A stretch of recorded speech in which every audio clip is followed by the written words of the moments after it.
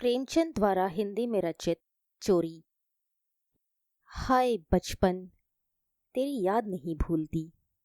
वह कच्चा टूटा घर, वह प्याल का बिछौना, वह नंगे बदन नंगे पांव खेतों में घूमना, आम के पेड़ों पर चढ़ना, सारी बातें आंखों के सामने फिर रही हैं। चमरौधे जूते पहनकर उस वक्त जितनी खुशी होती थी, अब फ्लेक्स के बूटों से भी नहीं होती। गरम पनवे रस में जो मज़ा था, वह अब गुलाब के शरबत में भी नहीं। चबेने और कच्चे बेरों में जो रस था, वह अब अंगूर और खीर मोहन में भी नहीं मिलता। मैं अपने चचेरे भाई हलधर के साथ दूसरे गांव में एक मौलवी साहब के यहाँ पढ़ने जाया करता था। मेरी उम्र 8 साल की थी। हलधर, वह अब स्वर्ग में निवास कर रहे हैं, मुझसे 2 साल जेठे थे।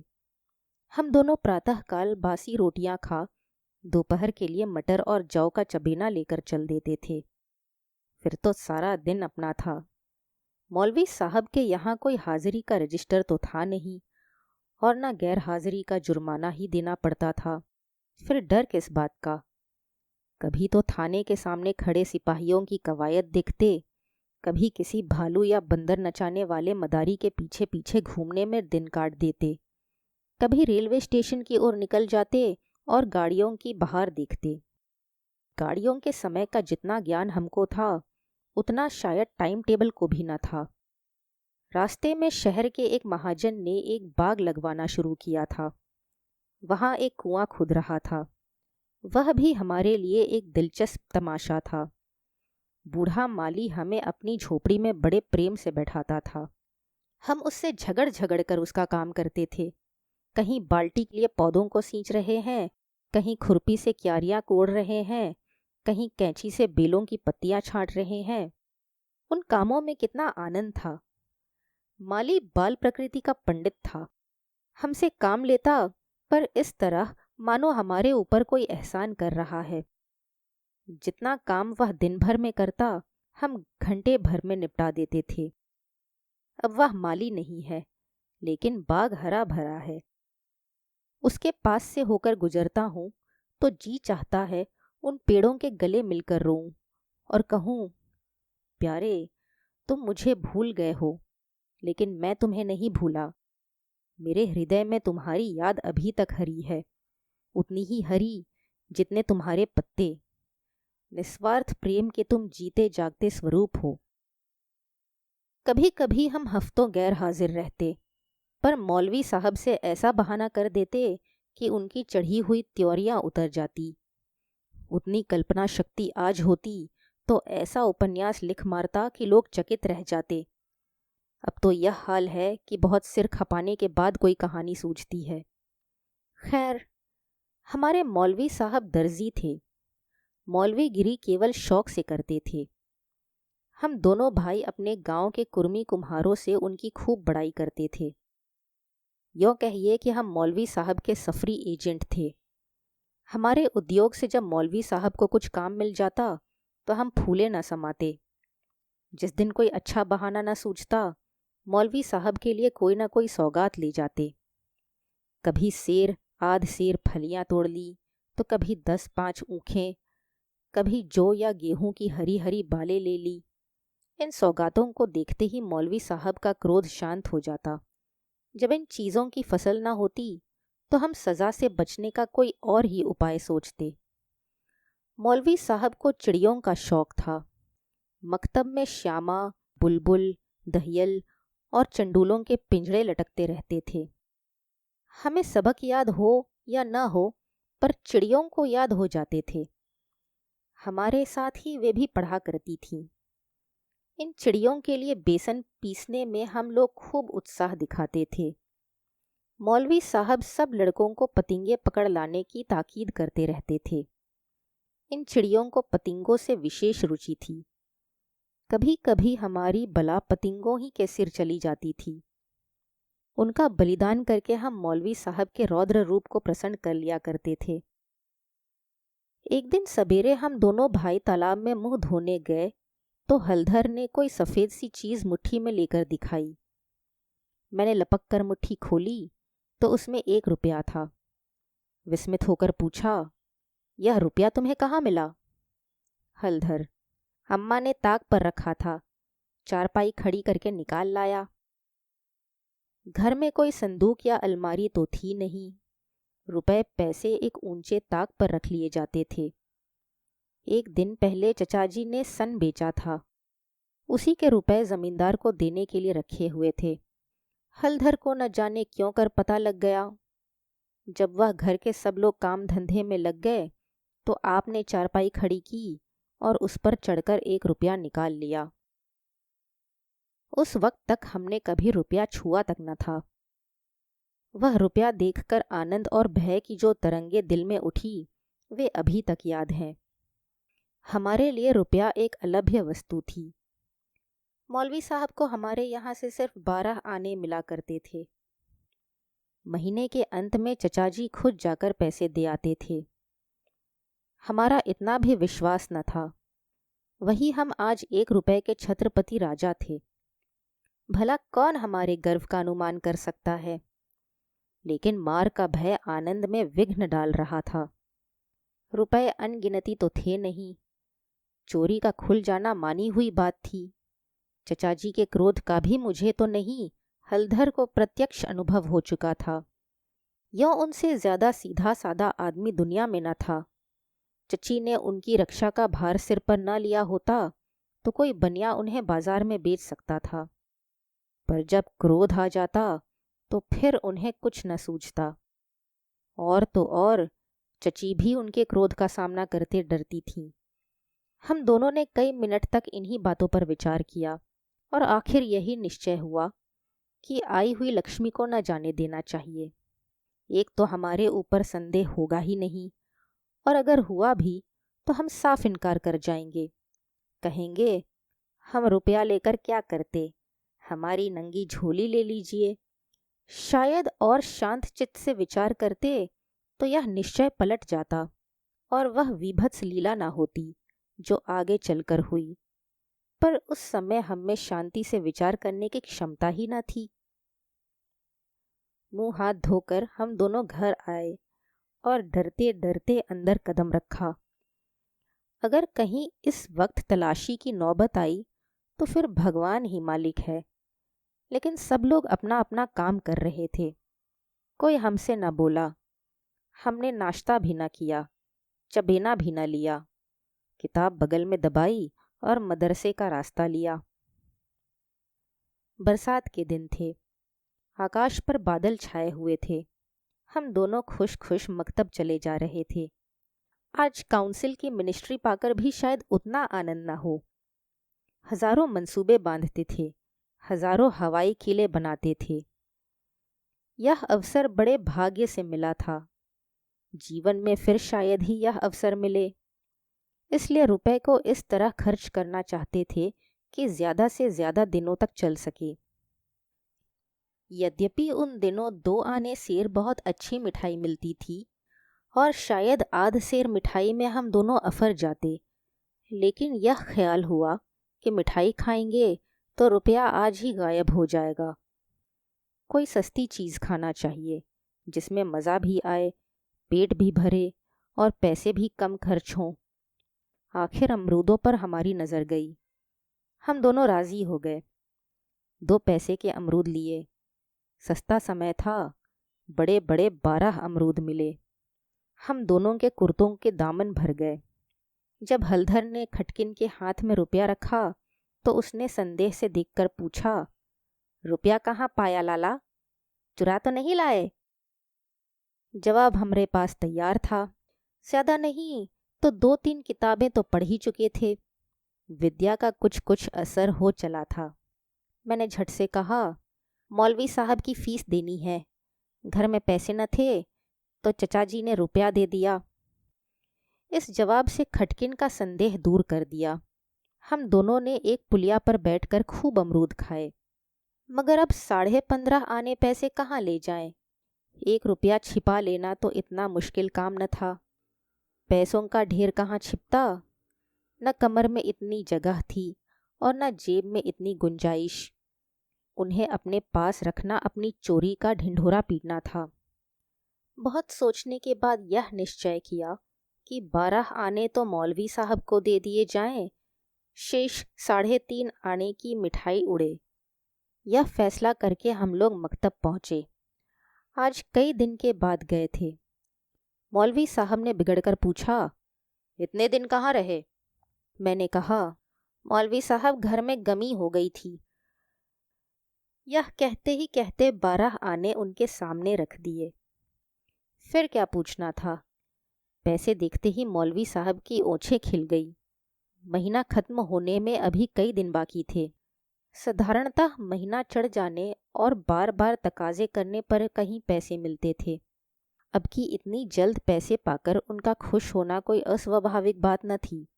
हमने अन्य लड़कों की ओर सगर्म नेत्रों से देखा, मानो कह रहे हो, एक तुम हो कि मांगने पर भी पैसे नहीं देते, एक हम हैं कि पेशगी देते हैं। हम अभी सबक पढ़ ही रहे थे कि मालूम हुआ आज तालाब का मेला है, दोपहर से छुट्टी हो जाएगी। मौलवी साहब मेले में बुलबुल लड़ाने जाएंगे। यह खबर सुनते ही हमारी खुशी का ठिकाना न रहा। 12 आने तो बैंक में जमा ही कर चुके थे, 3.5 आने में मेला देखने की ठहरी। खूब बहार रहेगी। मज़े में रेवड़ियाँ खाएंगे, गोलगप्पे उड़ाएंगे, झूले पर चढ़ेंगे और शाम को घर पहुँचेंगे। लेकिन मौलवी साहब ने एक कड़ी शर्त यह लगा दी थी कि सब लड़के छुट्टी के पहले अपना अपना सबक सुना दें। जो सबक ना सुना सकेगा उसे छुट्टी ना मिलेगी। नतीजा यह हुआ कि मुझे तो छुट्टी मिल गई, पर हलधर कैद कर लिए गए और कई लड़कों ने भी सबक सुना दिए थे। वे सभी मेला देखने चल पड़े।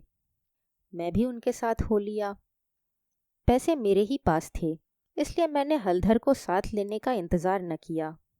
तय हो गया था कि वह छुट्टी पाते ही मेले आ जाएं और दोनों साथ साथ मेला देखें। मैंने वचन दिया था कि जब तक वह न आएंगे एक पैसा भी न खर्च करूँगा। लेकिन क्या मालूम था कि दुर्भाग्य कुछ और ही लीला रच रही है। मुझे मेला पहुँचे 1 घंटे से ज़्यादा गुजर गया, पर हलधर का कहीं पता नहीं।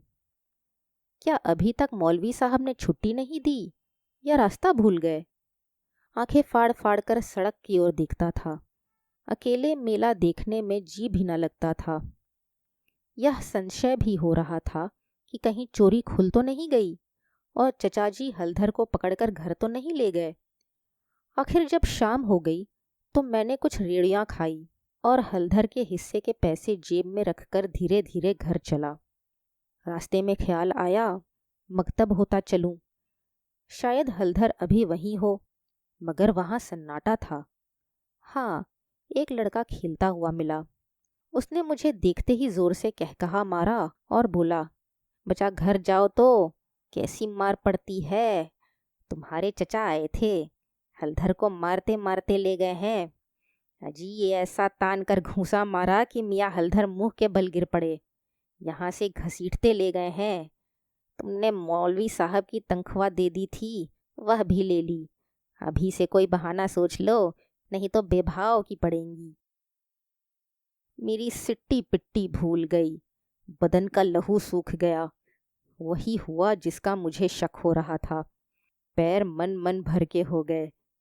घर की ओर एक एक कदम चलना मुश्किल हो गया। देवी देवताओं के जितने नाम याद थे सभी की मानता मानी। किसी को लड्डू, किसी को पेड़े, किसी को बतासे। गांव के पास पहुंचा तो गांव के डीह का सुमिरन किया, क्योंकि अपने हलके में डीह ही की इच्छा सर्वप्रधान होती है। यह सब कुछ किया, लेकिन ज्यों-ज्यों घर निकट आता दिल की धड़कन बढ़ती जाती थी। घटाएं उमड़ी आती थी। मालूम होता था आसमान फटकर गिरा ही चाहता है।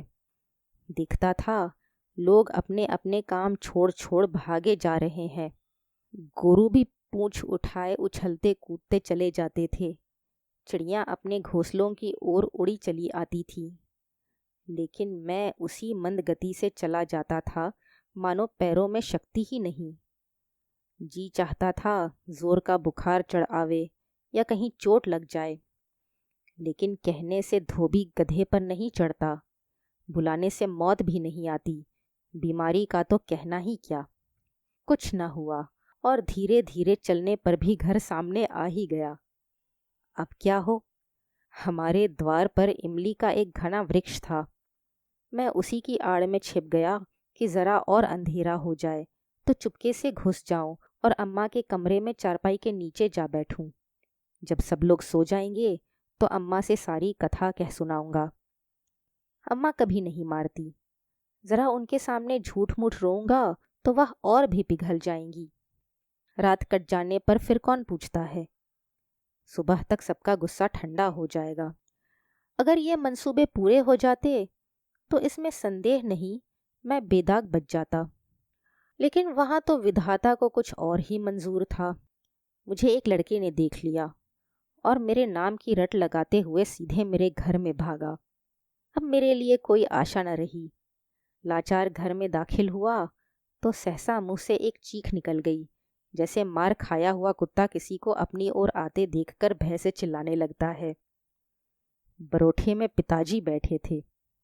पिताजी का स्वास्थ्य इन दिनों कुछ खराब हो गया था।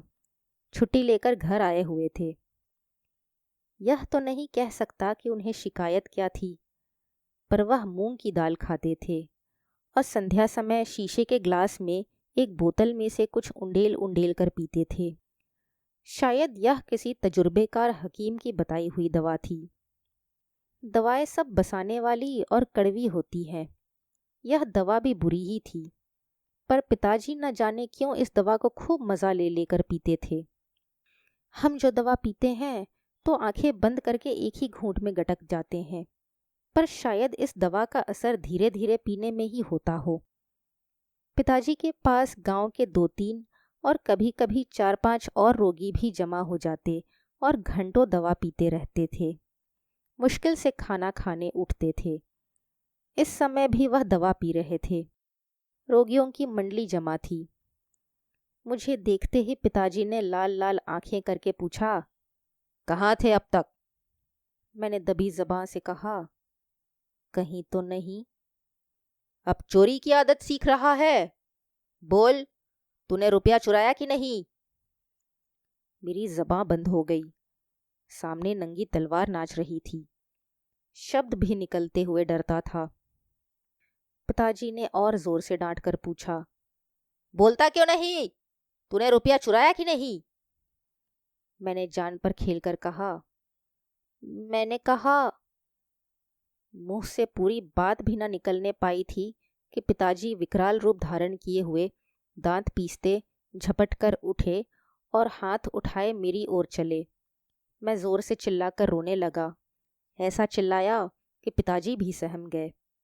उनका हाथ उठा ही रह गया। शायद समझे कि जब अभी से इसका यह हाल है तो तमाचा पड़ जाने पर कहीं इसकी जान ही न निकल जाए।